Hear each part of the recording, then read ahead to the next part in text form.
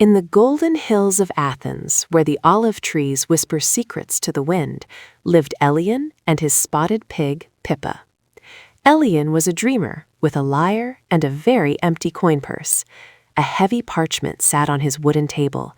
The debt for his father's old orchard was due by sunset. He looked at Pippa, who was currently busy trying to balance a fallen fig on her snout. With a heavy heart, Elean realized he had only one thing left to trade. He didn't want to sell a friend, but he promised Pippa they'd find a way to stay together, even if it meant a little bit of theatrical magic. They entered the great agora, a kaleidoscope of ancient life. The air smelled of roasting chickpeas, honeyed wine, and sea salt. Elean wore his best chiton, though it was frayed at the edges, and Pippa wore a crown of wild anemones. As they passed marble statues of gods that seemed to wink in the sunlight, Elean took a deep breath. He set up a small wooden crate near the fountain and helped Pippa stand atop it.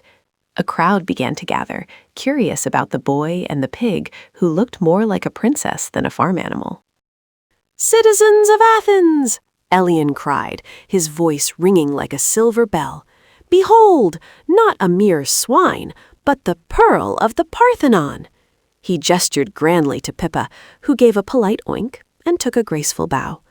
A grumpy merchant stepped forward, jingling a bag of drachmae. "A pig is a pig," the man grunted, poking his cane at the crate. "Does she produce strong piglets for the winter, or is she just for the spit?" Elean's heart squeezed. He leaned in and whispered loud enough for everyone to hear. "This pig is blessed by the muses themselves. She doesn't just produce piglets. She produces wonders."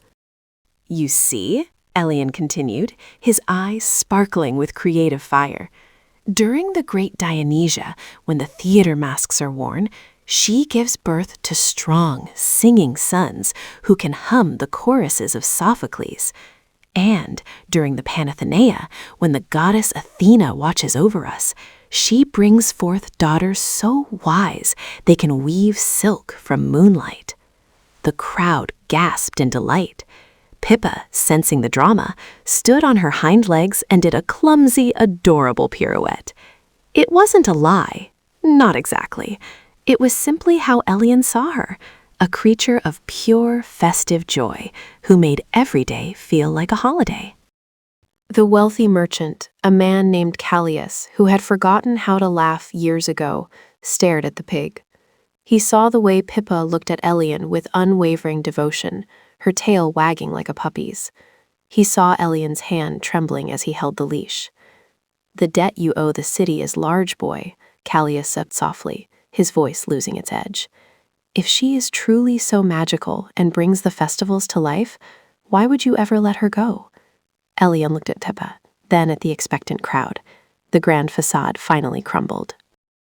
"Because I have nothing else," Elean whispered, his head bowing. "I thought if I made her sound like a goddess, someone would treat her like one. She's not meat, and she's not a miracle pig. She's my best friend, and I'm just a boy trying to keep his home." A heavy silence fell over the agora, broken only by Pippa trotting over to the merchant and dropping her flower crown at his sandaled feet.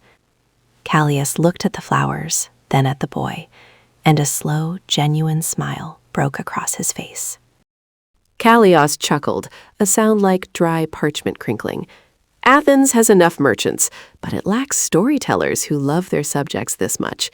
Instead of buying Pippa for the market, Callias reached into his belt and handed Elean a heavy purse of gold. "This covers your debt. In exchange, you and your miracle pig shall perform at my villa every festival. I think my children need to hear more about pigs that weave moonlight." Elean hugged Pippa tight, the golden sun of Athens warming them both as they headed home. A debt paid, a grove saved, and a friendship that was the greatest miracle of all.